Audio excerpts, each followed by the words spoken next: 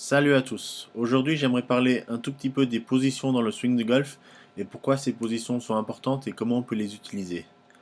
À ma connaissance, une des premières personnes à avoir divisé le swing de golf en différentes sections est Hugh Macaulay dans le livre The Golfing Machine qui a été publié pour la première fois en 1969. Dans ce livre, il divise le swing en 12 sections. Le problème avec ces 12 sections, c'est qu'elles sont relativement larges, ce qui fait qu'il est difficile de comparer un swing à un autre. Mark O'Grady, un ancien joueur du circuit devenu instructeur, lorsqu'il a fait la transition à instructeur, a fait beaucoup de recherches avec des personnes scientifiques et il leur a demandé la question comment ils pouvaient faire en sorte pour comparer un swing à un autre. Donc ils lui ont recommandé ces 10 positions dans le swing de golf.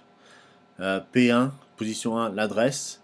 Position 2, lorsque le shaft est parallèle au sol dans le backswing. Position 3, lorsque le bras gauche est parallèle au sol dans le backswing. Position 4, le haut du backswing. Position 5, lorsque le bras gauche est parallèle au sol dans le downswing. Position 6, lorsque le shaft est parallèle au sol dans le downswing. Position 7, l'impact. Position 8, lorsque le shaft est parallèle au sol dans le follow-through. Position 9, lorsque le bras droit est parallèle au sol dans le follow-through. Et position 10, le finish. Ces positions sont très précises, donc font qu'il est très facile de comparer un swing à un autre. Ceci nous permet de faire deux choses dans un swing. La première chose que cela nous permet de faire est un spectre de golfeurs. Donc ici j'ai un spectre de golfeurs qui sont tous dans la position P6, c'est-à-dire lorsque le shaft est parallèle au sol dans le downswing. De gauche à droite, ces golfeurs sont tous dans des positions légèrement différentes. Donc ils ont tous un niveau de flexion différent dans le pied droit, dans la jambe droite.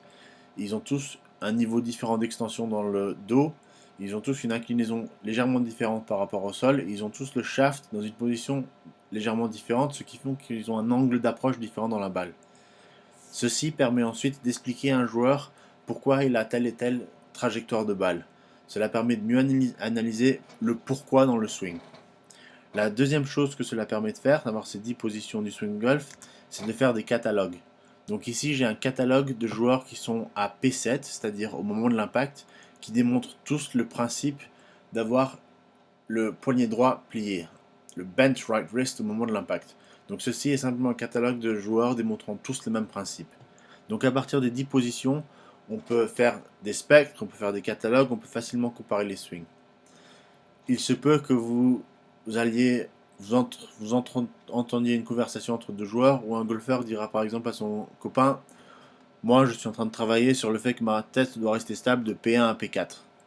Cela peut paraître compliqué au début, mais en réalité c'est simplement un langage précis pour dire que ce golfeur est en train de travailler sur le fait qu'il veut que sa tête reste stable de la position 1, c'est-à-dire l'adresse, jusqu'à la position 4, le haut du backswing.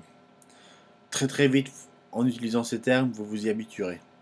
J'espère que ceci peut vous aider, au moins d'un point de vue vocabulaire.